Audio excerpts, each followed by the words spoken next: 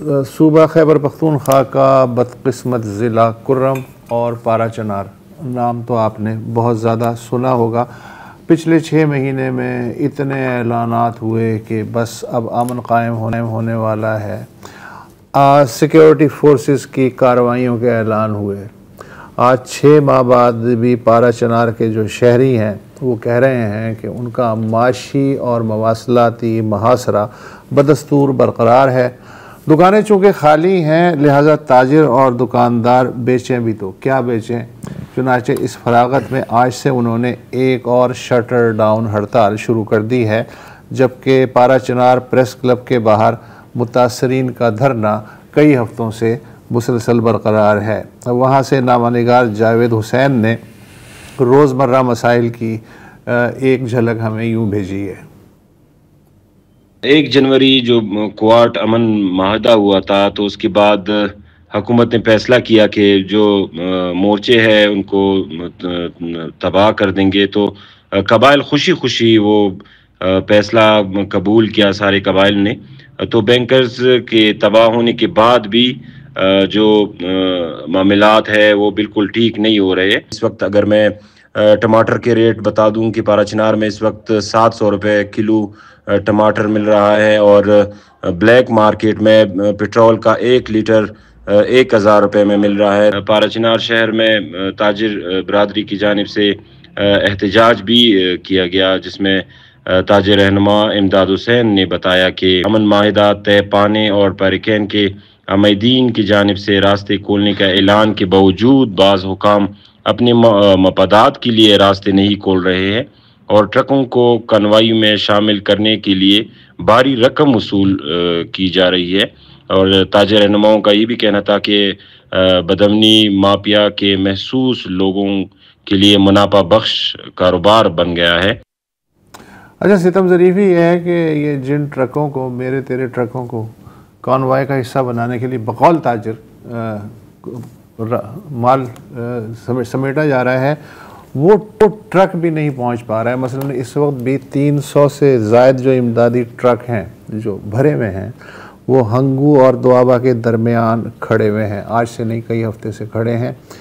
خوراک کے علاوہ ان میں ادویات بھی لدی ہوئی ہیں، لیکن ادویات کی ظاہر ہے ایک ایکسپائری ڈیٹ ہوتی ہے، تو وہ دھوپ، کھلا آسمان، ٹرک، وہ ایکسپائری، وہ تقریباً کچرے کا ڈھیر، وہ دوائیں پہنچنے سے پہلے ہی بن جاتی ہیں۔ ادویات کا ایک تاجر ہے، اس کا ذرا نوحہ سن لیں۔ میڈیسن نہیں آتی، بچوں کو تکلیف ہے، بڑوں کو تکلیف ہے، اور اینٹی بایوٹک راستے میں کھڑے ہو کے ایفیکیسی خراب ہوتی ہے، ٹیمپریچر بالا ہوتے ہیں، لیکن اس کے لیے ٹیمپریچر کی ضرورت ہے، وہ تو 15 سے 30 تک سینٹی گریڈ، لیکن حکومت سے مس نہیں ہوتے، گاڑی کئی دنوں سے کھڑے ہوتے ہیں، یعنی مہینہ ہو گئے کہ کھڑے ہیں۔ میڈیسن کی ساری ایفیکیسی یہ تو خراب ہوتی ہے اس گرمی کی وجہ سے، اور روڈ کھولتے نہیں۔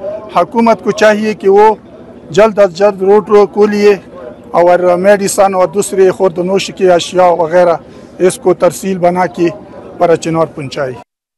اچھا، جب وہاں مقامی لوگوں سے بات کی جائے تو ایک بات پہ وہ کنسنسس رکھتے ہیں، وہ یہ کہ حالات اس لیے مسلسل ابتر ہیں کیونکہ یہاں کے قبائل کا ایک دوسرے پہ اعتماد باقی نہیں رہا، جبکہ صوبائی حکومت بھی بقول مقامی عمائدین مسئلے کا پائیدار حل نکالنے میں سنجیدہ نہیں ہے، باتیں زیادہ ہوتی ہیں اور عمل کم ہوتا ہے۔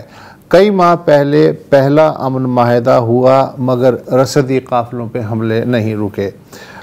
سرکاری دستوں نے کارروائی کر کے لگ بھگ 900 بنکرز بھی تباہ کر دیے ہیں۔ پارا چنار کی جانب جانے والی روڈ کے ارد گرد کے دیہاتوں میں محدود آپریشن بھی ہوئے ہیں، کلین اپ آپریشن، مگر آج بھی تھل پارا چنار روڈ جو ہارڈلی 15 سے 20 کلومیٹر طویل ہے وہ اس پہ سناٹا ہے۔ 29 مارچ کو اب سے تقریباً 16-17 دن پہلے مقامی قبائل کے درمیان امن تگا کے نام سے ایک اور سمجھوتے کا اعلان ہوا۔ حسب معمول شیعہ اور سنی قبائلی رہنما ایک دوسرے سے گلے بھی ملے، مگر سڑک آج بھی غیر محفوظ ہے۔ 27 مارچ کے بعد سے کوئی امدادی قافلہ پارا چنار کی طرف داخل ہونے میں کامیاب نہیں ہو سکا ہے۔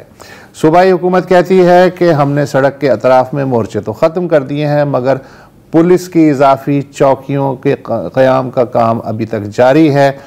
نیز ایک مقامی پولیس فورس کے لیے بھی بھرتی ہو رہی ہے، اس نفری کی تعداد لگ بھگ 750 ہوگی۔ اللہ جانے یہ بھرتی کب مکمل ہوگی اور کب ان کی ٹریننگ ہوگی اور یہ کب فعال ہوں گے۔ جو لوگ بد امنی یا آپریشنز کے سبب بے گھر ہوئے ہیں ان کی واپسی بھی غیر یقینی ہے۔ جو لوگ حفاظتی چوکیوں پہ کلیئر ہو کے کرم سے باہر نکلنے میں کامیاب ہو بھی جاتے ہیں، انہیں پھر واپسی میں شدید مشکلات کا سامنا ہوتا ہے، لہٰذا جو جہاں ہے وہ وہیں دبک کے بیٹھنے کو ترجیح دیتا ہے۔ اس کا سب سے زیادہ منفی اثر کرم کے ان طلباء پہ بھی پڑ رہا ہے جو خیبر پختونخوا کے دیگر تعلیمی اداروں میں زیر تعلیم ہیں، یا پھر وہ محنت کش جو پاکستان کے دیگر شہروں اور بالخصوص خلیجی ممالک میں محنت مزدوری کے لیے آتے ہیں جاتے ہیں۔ انہیں آمد و رفت اور رابطہ کاری میں ایسی مشکلات درپیش ہیں کہ جن کا پشاور اور اسلام آباد میں بیٹھے فیصلہ ساز تصور بھی نہیں کر سکتے۔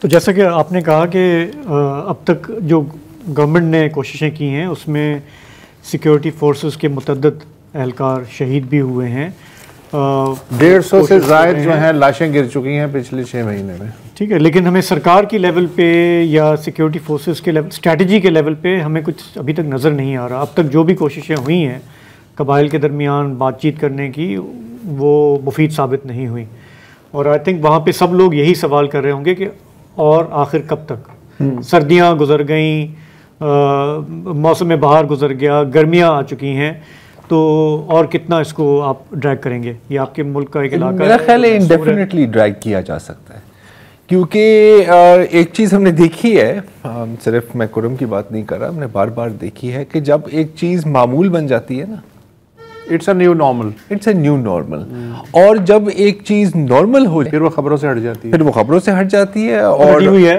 ہاں ہٹی ہوئی ہے، ہم بھی کوئی 2 ہفتوں کے بعد بات کر رہے ہیں، تو پھر وہ ایکسیپٹیبل بھی ہو جاتی ہے ایک طرح سے۔ تو اب میں چاہتا نہیں ہوں کہ میں ہوپ آئی ایم رانگ، لیکن مجھے لگ رہا ہے یہ سب سے خطرناک فیز ہے، یہ سب سے خطرناک، ہاں، کہ جب آپ یہ اس کو نارملائز کر لیں، اس طرح تو ہوتا رہتا ہے، میرا خیال ہے کہ شاید ہم اس فیز پر پہنچ گئے ہیں۔